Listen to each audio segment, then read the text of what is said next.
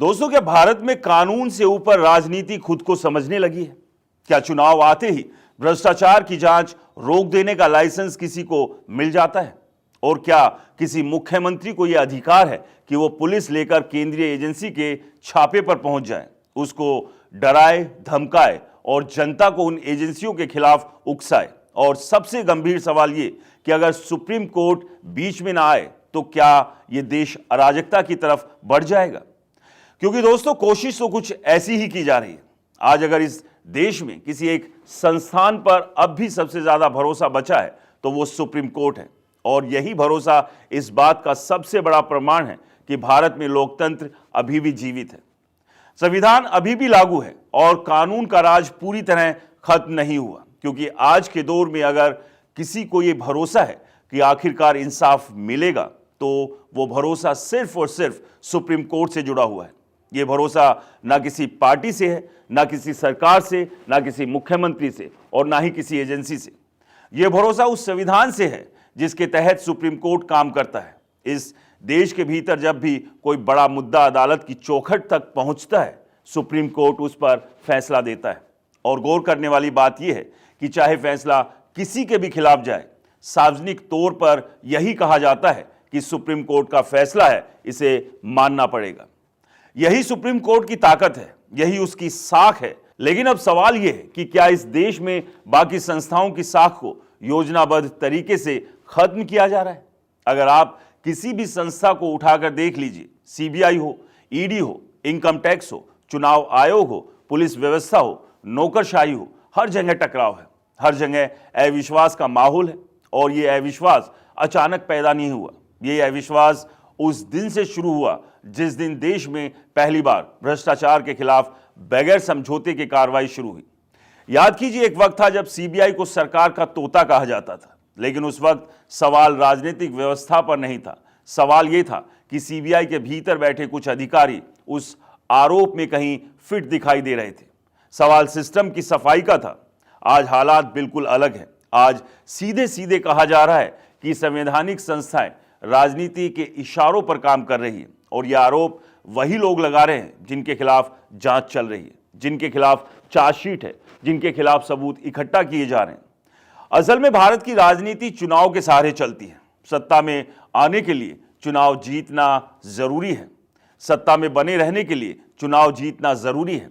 लेकिन पहली बार ऐसा हो रहा है कि चुनाव जीतने के लिए संस्थाओं को बदनाम करना, जांच एजेंसियों को गाली देना और अदालतों पर सवाल उठाना एक राजनीतिक रणनीति बन चुका है। और यह रणनीति सबसे ज्यादा गैर बीजेपी शासित राज्यों में देखने को मिल रही है। दोस्तों, मैं ऐसा क्यों कह रहा हूं, आपको आगे बताता हूं। जहां बीजेपी की सरकार होती है वहां केंद्र और राज्य मिलकर काम करते हैं, तेज फैसले, तेज जवाबदेही और स्थिरता दिखाई देती है।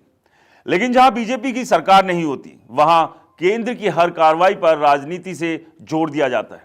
अब जरा सोचिए कि देश के गृह मंत्रालय से 10 राज्यों को नोटिस जाए कि साहब, आपसे हमने डेटा मांगा था कि कितने लोग ऐसे हैं जो सरकारी जमीन पर कब्जा किए हैं, उनका डेटा हमें भेजिए। अब सोचिए जरा, इस उत्तर प्रदेश सरकार क्या रिएक्ट करेगी और बंगाल सरकार क्या रिएक्ट करेगी। अब समझिए, जो ईडी जाती है तो क्या कहा जाता है, बदले की राजनीति हो रही है। सीबीआई जाती है तो कहा जाता है लोकतंत्र पर हमला हो रहा है। इनकम टैक्स जाता है तो कहा जाता है डराने की कोशिश की जा रही है। अब सवाल यह है कि अगर किसी राज्य में भ्रष्टाचार नहीं है तो जांच से डर क्यों? अगर सब कुछ साफ है तो एजेंसियों के आने से घबराहट क्यों? अगर सच आपके साथ है तो कोर्ट में सच साबित करने से डर कैसा? बीते कल यही सवाल सुप्रीम कोर्ट के सामने उठा और सुप्रीम कोर्ट को यह तक कहना पड़ा कि अगर यह दखल नहीं दिया तो देश में अराजकता फैल जाएगी। सोचिए दोस्तों, ये टिप्पणी कितनी गंभीर है। इसका मतलब साफ है कि कुछ राज्य सरकारें कानून को अपने तरीके से चलाना चाहती हैं। वो चाहती हैं कि एजेंसियां उनके दरवाजे तक ना पहुंचे। वे चाहती है कि जांच सिर्फ जहां तक वो चाहें वहीं तक सीमित रहे। बंगाल की घटना इसका सबसे बड़ा और सबसे खतरनाक उदाहरण है। एक केंद्रीय एजेंसी कानूनी प्रक्रिया के तहत जांच करने जाती है।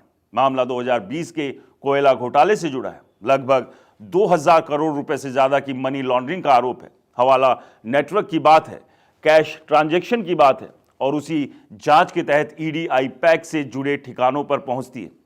लेकिन वहां क्या होता है? राज्य के मुख्यमंत्री खुद पुलिस बल के साथ पहुंच जाती है। यह सिर्फ राजनीति नहीं, ये संविधान पर सीधा हमला है।